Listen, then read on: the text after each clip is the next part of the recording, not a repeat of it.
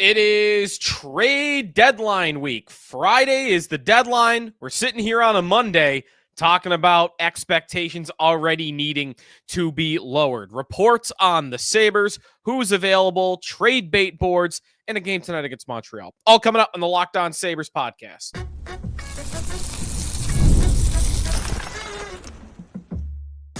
You're Locked On Sabres, your daily podcast on the Buffalo Sabres. Part of the Locked On Podcast Network, your team every day. What's up? Welcome into a Monday edition of the Locked On Sabres podcast. You everydayers, thanks for coming back this week as we enter trade deadline week here on the Locked On Sabres podcast. You can check us out wherever you get your podcast, and that, of course, does include watching the show on our YouTube channel, where you can like and subscribe the show, part of the Locked On Podcast Network. Your team every day. Sneaky Joe DiBiase here on a Monday on a game day. Sabres and Canadiens tonight, the second of a home and home with Montreal that began on Saturday at KeyBank Center. Will finish up tonight at the Bell Center in Montreal. We will look ahead to tonight's game as much as we can in the third segment of today's show, but the Sabres did not hold a morning skate on Monday morning, so we are limited on details, more about the game in general a little bit later on today's show. Lots of trade deadline talk today from me, reports from Darren Dreger, Dave Pagnotta, Elliot Friedman. All the insiders are really talking about the Sabres. I think they are the star of the show in the NHL this week. There is not expected to be a lot of deadline action. Shouldn't say star of the show. I think they want the Sabres to be the star of the show, but it sounds more and more like that is just not going to happen. We'll get to the details, and I've got a very tough question for Sabre fans that I've already posed to our listeners on Twitter. You can follow us at Locked On Sabres. You could also hit us up on our text club. I had the texters talking about it today. If you would like to sign up for text updates on practice, injuries, game score updates, whatever you want, and of course, to chime in a question or a comment or just vent, really becomes more of a vent line. We really should stop calling it the chat text club and call it the vent line, because it's a lot of venting in there. But if you would like to sign up, join subtext.com/LockedOnSabres is the place to do that. Would you rather the Sabres this week? Probably the two most likely outcomes. One probably more likely than the other, but would you rather they trade a core piece for futures, or would you rather them do nothing? If those were your only two options, that's the question that we'll get into today, because those are probably the most two likely outcomes. But before we get into any of that, let's look back on the weekend and let's look to Saturday when the Sabres fell to Montreal. And the wind is out of our sails here on a Monday. It didn't take long last week, and even, the weekend before that. My tone, and I think a lot of fans' tones, some, maybe not all, was, all right, 6-7. They had a streak there before the Four Nations break. They've come out of the Four Nations break and won back-to-back games. Like, all right, you're 11 points out. You're still in last place, and you have been since mid-December, but the boys look good. They're playing better, and maybe they could go on a run. And I bought into it a little bit. And then, they play Carolina, and it's, it's the Hurricanes. They lose to Carolina, and they got smoked. But the Hurricanes are a great team. The Hurricanes are almost the betting favorite to win the Stanley Cup at FanDuel Sportsbook. Then they go play Montreal at home on a Saturday. And one of the points that I made about them having a very slim chance, but a chance to get back into this thing, was look at your schedule. You play a lot of soft teams coming up. And one of those teams that I included in that analysis was Montreal. They are not a playoff team. They're not necessarily the worst team in the league, but not a playoff team. And they came into your building and they beat you. And it was a very frustrating game because I did think the Sabres were slightly the better team in the hockey game. It was pretty even, though. And they were engaged. They were throwing the body around. There were a lot of scrums after whistles. The Sabres were throwing huge checks all over the ice. They were going all in to win this game. They were bought in. And there they are, just making mental mistake after mental mistake after mental mistake that cost them this hockey game. It is a power play goal given up in the second period.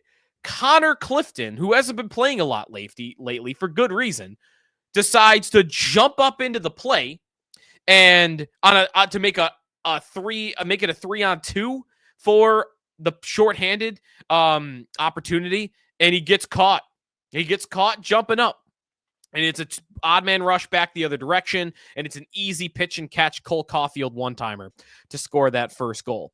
It's a goal at the end of the second period where Yuri Kulik just stops moving his feet, and Alex Tuch fails to tie up Alex Newhook's stick, and you have a leading goal, a game-winning goal as it ended up being, in the final 3 seconds of the second period. You had a ton of mental mistakes. JJ Peterka giving the puck away on the empty net opportunity late in the hockey game. The Sabres, by the way, have now given up 19 empty net goals on the season. They are very bad at that. And I don't really think it's not a Rubik's Cube. It's very easy to figure out why the Sabres are so terrible when they pull the goaltender. They click into power play mode. They have a horrible power play. And the moment the goalie goes to the bench, well, now you have the 6-on-5. And what do? They set up their power play. And their power play is terrible. So they're bad in those situations. They give up a lot of empty net goals. They turn the puck over a lot. And that's exactly what happened on that fourth goal, final goal by Montreal at the end of the game. Certainly frustrating when you get a game that physical and, you got some scrums going on. Like, you buy in, right? Like, I kind of grew to hate Montreal in that game. I don't have any feeling about the Canadiens right now in a negative context. They're in the Sabres division, but I don't care. When's the last time both of these two teams were great at the same time? I've got no feeling about Montreal. But as that game progressed, I was kind of into it and wanted to see the Sabres win. And then you've got the goalie who is diving when Beck Malenstein's trying to hold him up in the second period, and Dobbs, the Montreal goaltender, is just flailing to the ground, and he falls down.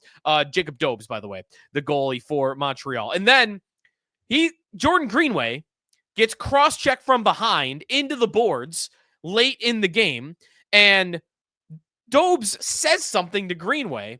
Greenway, I would have done more if I were Jordan Greenway. I would have fought that guy if I were Jordan Greenway. But he doesn't want to, start something at the end there. So what does he do? The softest cross-check you've ever seen in your life gets called for a 2-minute penalty.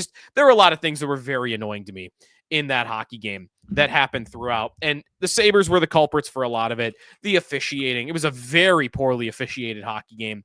I thought that the refs did not bring their A game whatsoever. But whatever. It's a loss to Montreal, a team that has passed you. They have passed you in the standings. They have passed you in their build. Man, that Lane Hudson kid on the blue line, he is going to be a damn good defenseman for a very long time. That guy, I thought Dahlin had a little bit of an off game. I might argue Hudson was the best player on the ice against the Sabres on Saturday night. And again, that's not really it's a big surprise. I think he's one of the Calder favorites. He has 46 points in 60 games on the blue line in his rookie year as a second-round pick. If you weren't familiar with him yet, get familiar with him. He's a smaller defenseman, 5'9". I played defense as a kid, and I was super small, so I actually appreciate defensemen like that. Your Toby Enstroms of the world. Hudson, though, is going to be great for a very long time. By the way, speaking of small defensemen making plays in this game, the best play I saw in the entire game was Jacob Bryson. Arguably the best play of his career. He's up in the forecheck. He stays up there. He forces the turnover. He goes around behind the net, feeds it out to Alex Tuch. Shout out Jacob Bryson for one of the best plays of his entire career, but it just wasn't enough. It just wasn't enough. And where do the Sabres sit going into this week? Well, they sit with completely minuscule playoff odds. They are 5 points back of anybody else in the conference. They have been in last place since mid-December. and they might be in last place until the end of the season. They are behind Pittsburgh. They are behind the Islanders, the Flyers, and all of them. They are 13 points back of a playoff spot, which is currently owned by the Red Wings, even though they've lost a couple in a row as well. For Montreal, who the Sabres will see tonight, they're only 3 points out. And I don't know if we care. Do we care that one of these other Atlantic teams that has missed the playoffs so often is going to break their own drought this year? Detroit hasn't made the playoffs in forever. They're in a spot. Ottawa hasn't made the playoffs in forever. They're 2 points out. Montreal, it's been a minute. They're 3 points out. I don't really care. I think there's been a lot of too much worrying from these fan bases: Detroit, Ottawa, Buffalo, and Montreal. Too much worrying from those 4 fan bases on who passes them for 5th or 6th in the division. Now, if that results in a playoff spot this year, that's a little bit different, but the Rangers and Bruins could still get in. So we'll see what happens in the Atlantic. When we come back, let's transition to the trade deadline. What is Darren Dreger saying about the Sabres? And what are we supposed to expect from the Sabres this week? One of the possible outcomes might surprise you. I just still don't think it's super likely, and that would be a trade for futures. We'll get to that when we come back here on the Locked On Sabres podcast. Today's episode of Locked On Sabres is presented by Wonderful Pistachios. Looking for a snack that's both delicious and nutritious? Crack into a good source of protein with Wonderful Pistachios. Wonderful Pistachios is one of the highest protein nuts. Each 1 ounce serving has 6 grams of protein, giving you over 10% of your daily value. Plus, they are packed with fiber and better for you unsaturated fats to help keep you feeling fuller longer. I've been doing Whole30 for the entire year basically so far, and during the week, if I'm looking for a salty snack, I am going for my big bag of Wonderful Pistachios. Perfect grab and go snack for busy days, whether you're snacking at your desk or maybe you got a long road trip coming up or you just need a quick protein boost. Always my go-to. Get snacking and get crackin with the snack that packs a protein punch. Visit wonderfulpistachios.com to learn more. We are back here on the Locked On Sabres podcast. If you're looking to hit us up on social media, I'm at Sneaky Joe Sports on Twitter and at Sneaky Joe on Blue Sky. And of course, you got the podcast account at Locked On Sabres. We do have a poll in today's Twitterverse for our Twitter account, and we'll get to that in just a moment. But it is based off of what was reported and what has been reported about the Sabres for a couple of days now. It has been reported that Henry Jokiharju is going to get traded. Like, that's going to happen. The Sabres held him out of the game on Saturday. He has most likely played his final game for the Buffalo Sabres. Not to say he is going to get much in the trade market. I think if you're lucky, you are getting a 3rd-round pick. Maybe it's worse than that. It's always so hard to figure out what teams think of different defensemen, right? I mean, I've seen defensemen. Mike Weber got traded for a 3rd-round pick, and he was horrible. I saw Robert Hagg, who is as good as Mike Weber, got traded for like a 7th-round pick a couple of years later. Like, you just never know. Jokiharju could go for a 3rd. He could go for a 7th, for all I know. Or maybe he can go for a 2nd. I don't know how the league really values him. Maybe they have seen him at the Four Nations. Maybe they were impressed by him there. But if they've seen him at the NHL level, then I think you know what you're getting. Jokiharju, I'm meaning to look this up. It's kind of tough to look up. He has scored, if this is the last game he's played for the Buffalo Sabres, and I believe that it probably is, he scored the same amount of goals for the Buffalo Sabres in 5 straight seasons. And I cannot imagine that has ever been done by anybody else. Scoring the same amount of goals 5 years in a row. He scored 3 goals all 5 of those years. He scored 4 in 2020. Would have been kind of interesting if he had scored 3 in every season he played, but he did score 4 in that first year. But 3, 3, 3, 3, 3. Ever since. Not that he was ever known for his offense. Very quickly on Jokiharju, and then I want to get to the bigger subject that matter here, which is what else is going to happen for the Buffalo Sabres. Definitely wrong on Jokiharju looking way back. I mean, I can't remember the last time I talked about him this way. It's probably been 4 years, but when he first arrived for the Buffalo Sabres, I was in love with the trade. I was such not a fan of Alex Nylander as a prospect and as a player. I never liked him at all, not even in juniors, not in Rochester, not in the limited time of Buffalo. I was so ready to be done with him that when you told me, hey, Jason Botterill has traded this terrible prospect, that was my opinion of him, for a guy who was just drafted in the first round a couple years ago, I went, oh, sweet. There was nothing flashy about Jokiharju as a prospect, but it was late first round defenseman. He's already played a season in the NHL, and it didn't go poorly. He was fine in that first year in Chicago, nothing special. So, like, all right, this guy's a top 4 smooth defenseman. I really liked him as a passer when he first arrived. I thought he had a good mind for the game. And it just never really got going. He had to be, for being a smaller defenseman, 6 foot, 200 pounds, for not being overly gifted athletically, not big, you gotta be perfect upstairs. When you're not big, when you're not strong, when you're not fast, when you don't have this gift, this offensive gift on top of all that, you got to be perfect upstairs. And he wasn't. He was inconsistent when it came to mental decisions and what you did getting the puck out of your own zone and what you were as a penalty killer. It's just, I've made this joke about Jokiharju before, but he's the creative player in NHL. He's the default setting in the NHL video game when you go to create yourself. He's just, he's a 75 overall at everything. He's even the generic facial expression, right? When you look at his profile picture, the exact generic size, 6 foot, 200 pounds. He's a creative player. And it never really got to where I thought it could. I thought there was a time where he was going to be even the top pair defenseman, at least second pair defenseman with Rasmus Dahlin or just behind Rasmus Dahlin. And he very much is a third pair defenseman in today's NHL. So, was wrong on him if you go way back. But again, it's been a while since I really thought much of his potential. Now, what else will the Sabres do this week? The answer potentially, sadly, is nothing. I'm sorry to say, but it might just be nothing.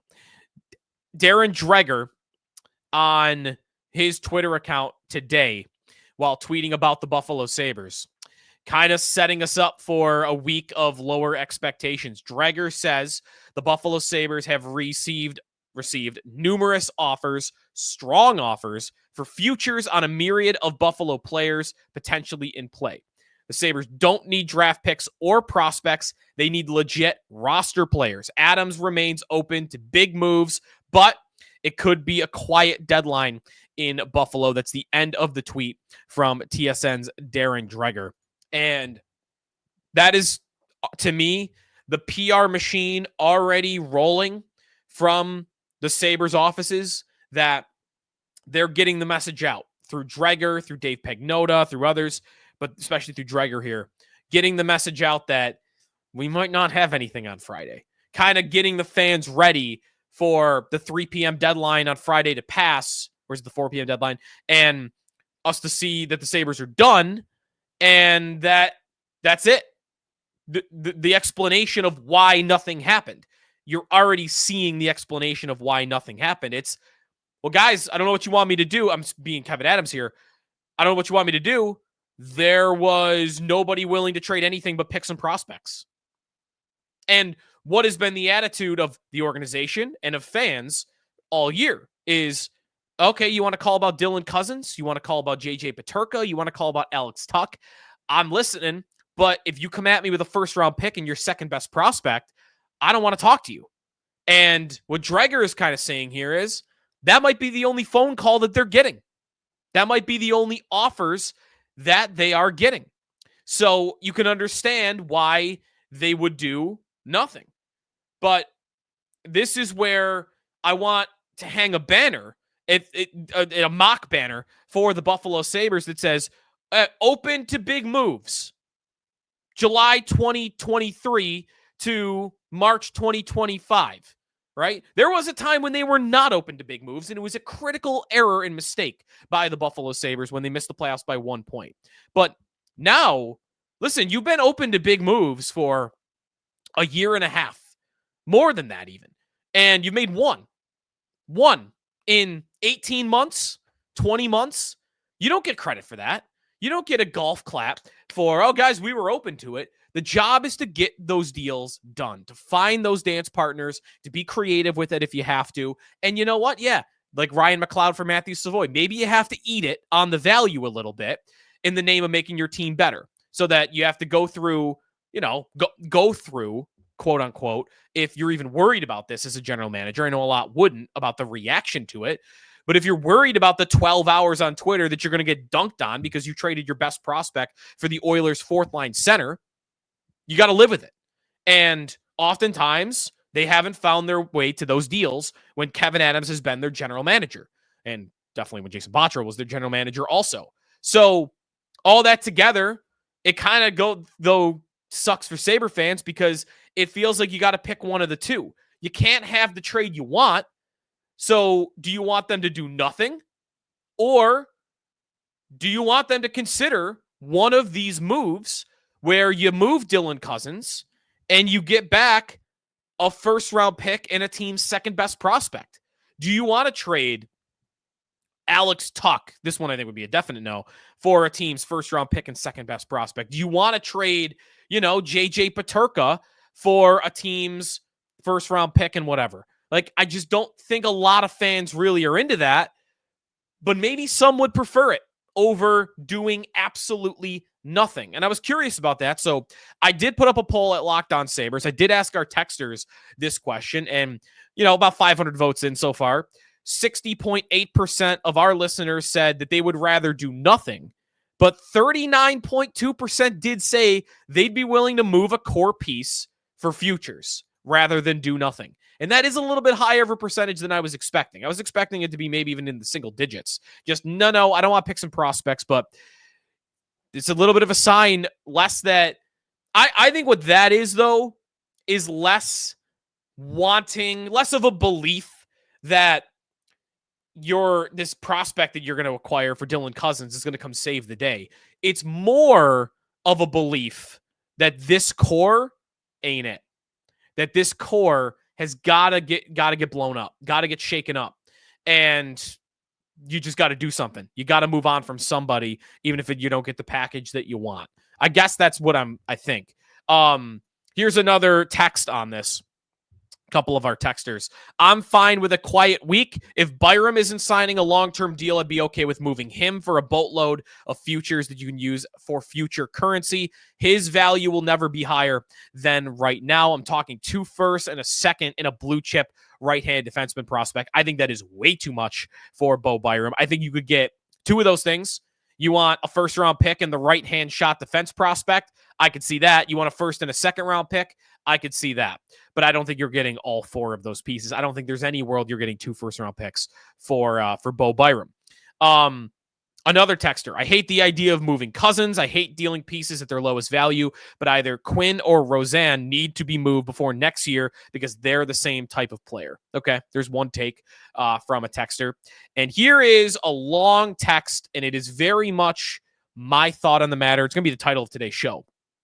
My overall thought on the Sabres this week, when I read these reports about where they're at, what they want to do, and what's on the table for them in terms of trades. They are completely and utterly stuck. The Buffalo Sabres as an organization, as a franchise, as a team, as a roster are just stuck. There's nowhere to go. There's nowhere to go. There's no side road to drive down. You're driving down this road with this core, and there's no exit ramp. It's to make a terrible analogy, probably. You're driving down the thruway, and you passed one exit. You had to go to the bathroom. You're like, oh, I'll just stop at the next one. And it never comes. It just never happens. So what do? Like, drive through the grass? Like, I don't know what you're supposed to do if you are the Sabres. There really is no different road to take, at least with this general manager in place. One texter writes, I feel like, kind of in the same mentality, I feel like we are at an impasse and almost no man's land as a franchise. We have all these young pieces who have shown flashes and have potential, but are not able to put it together to get over the hurdle and make the playoffs. So in one hand, I'm in favor of a move, but on the other, I don't think you can put through the franchise, through fans, you meant the right fans, through another rebuild with a number 1 ranked prospect pool. So from a fan's perspective, I guess do nothing, but even then, that sounds pretty bleak. It's pretty much what I would say too. There's a fan element here as well. If you are to trade Cozens or somebody else, Peterka, Tuch, whoever, Peterka doesn't make sense because he's younger, for futures, you are signaling to your fan base that you are going into another rebuild. Rebuild number 3 of this drought, rebuild number 4 of this drought. I don't even know how many there have really been at this point. And man, you're losing fans every year in that building.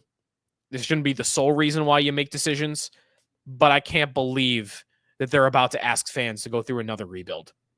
So again, the Buffalo Sabres are stuck, and there is no end in sight of them getting out of it. When we come back, tonight's game, on that note, tonight's game against the Canadiens, maybe they'll get on a run here. Maybe they'll make us feel this is no longer Operation Get Back in the Playoff Race. This is Operation Give Us Any Hope for next season. Go on a run between now and the end of the year, not for the playoff run, but to make fans believe this summer that maybe there is something to build on. That's the new operation. Get that rolling tonight. They're in Montreal. We'll talk about the matchup when we come back here in the Locked On Sabres podcast. Sneaky Joe DiBiase back here on the Locked On Sabres podcast. We are in trade deadline week. The Sabres only have a couple of games here remaining before the end of the deadline, and then we'll see Jason Zucker if he's still here, Jordan Greenway, and plenty of others. Ryan McLeod appeared on Evolving Hockey's trade bait board today. I don't think there is any world where Ryan McLeod gets traded. I know he is an RFA at the end of the year, but man, that has worked this year, and there's no chance to me the Sabres are not going to want to hang on to him. Tonight against Montreal, tomorrow against San Jose, and then Thursday against Tampa Bay in Tampa, and then it is the deadline.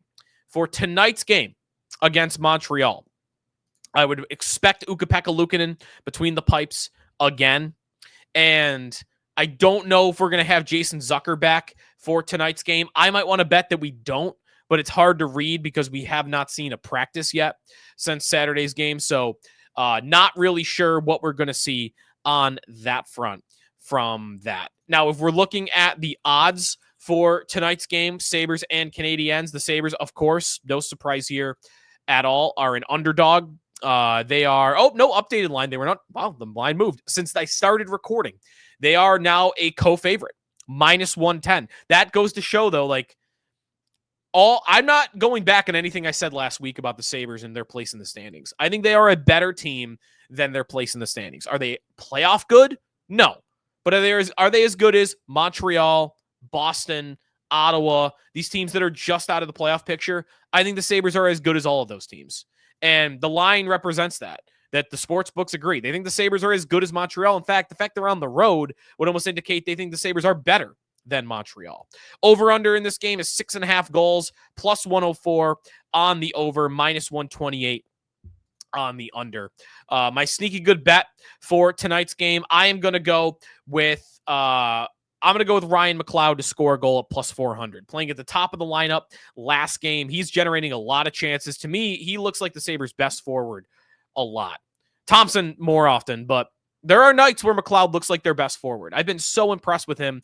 I think his stick handling, he looks more confident to me as a playmaker from the beginning of the year to now. He looks like he's kind of been empowered to drive offense a little bit. And I wonder if that's ever happened for him because he's always been a defensive guy, and that goes all the way back to Edmonton. And in Edmonton, when he's behind McDavid and he's behind Draisaitl and he's behind Nugent Hopkins, and then they bring in Adam Henrique and he's behind him too, and now he's out of the lineup. You know, you're a fourth liner in Edmonton. You're a penalty killer. You're never asked to play in offensive situations. You aren't even in the lineup sometimes. You probably were never empowered to say, hey, yeah, use your hands. Use your offensive ability. Use your playmaking ability. Use your speed to create chances. I wonder how much of that he ever had in Edmonton. Now, I think that is happening. And that empowerment that he's maybe had in that way is, I think, succeeding. I think he's looked very good at times as an offensive center, and he's been an elite defensive center all year. I think he's looked good as an offensive center. So I would keep rolling with that. Keep him in the top 6. Keep playing him those minutes, getting a little bit of power play time as well. And plus 400 has him below Thompson, Tuch, Peterka, Cozens, Quinn, and Kulich. He ranks 7th amongst all Sabre forwards in goal scoring odds tonight. He's also behind Rasmus Dahlin. So I'll go McLeod, anytime goal guy, plus 400 for tonight's game. Big game for Montreal. They're trying to get back into that playoff race or to get into a spot. They are currently 3 points back of Detroit. So 7 o'clock puck drop tonight, and we will have Sabres and Sharks tomorrow. So we will talk more about the Montreal game tomorrow. We will also get more into the deadline, get a little more creative with some other trade ideas. I'll come up with some trade hypotheticals. And tomorrow, I will have a list. Jason Zucker. Last week, I said in passing, I think that it's possible the Sabres get a first-round pick for him. And one texter asked me, what's the caliber of player in recent years that's been traded for a first? And the only name I have top of my head was Barclay Goodrow. As like a bottom 6 guy that got traded for a first. And you go way back to Paul Gaustad a decade ago for the Sabres. Tomorrow, I'm going to have a list for you of like these are the guys that have been traded for a first-round pick at the deadline. And we'll try to figure out together, if they are to move on for Jason Zucker, is it even worth it? Could they get a first? Is that crazy? Maybe that's completely unrealistic. We'll roll through that list tomorrow as well. So if you're looking for more league-wide NHL coverage, of course, and you're looking for the Ovechkin goal chase, he scored again.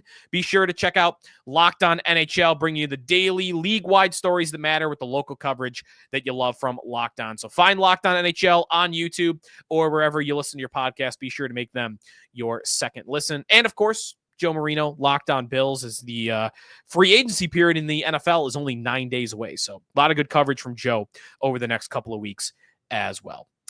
For us, we will talk to you tomorrow. So enjoy Sabres and Canadiens. If you're going to ride with me on Ryan McLeod, go Ryan McLeod goal. And we'll talk to you tomorrow here on the Locked On Sabres podcast, part of the Locked On Podcast Network, your team every day.